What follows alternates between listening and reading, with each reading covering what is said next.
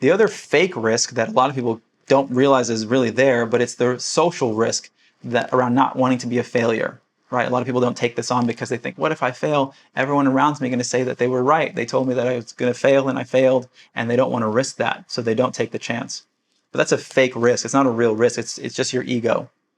But if we talk about the real risks, the question is, let's talk about, financial, and then we'll talk about the time. So your financial liability is going to be however much you invest in the business, right? If you get a loan, whatever your risk is for your loan, that's a real risk, okay? I don't want to paint the picture and say that there's no risk there. But if you get investors in your project, guess what? And maybe you lose very little to maybe none of your own money. Now you have no financial risk, right? Because if your agreements aren't guaranteeing their investment, then now you've got zero financial risk, okay? So we've gotten that one out of the way. And it's important to realize that, right? When you raise money from investors are taking a risk by putting their money in, and it's all the risk and reward.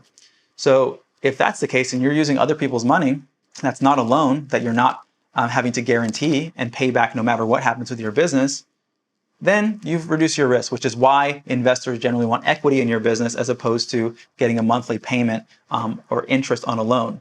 It's the risk and reward liability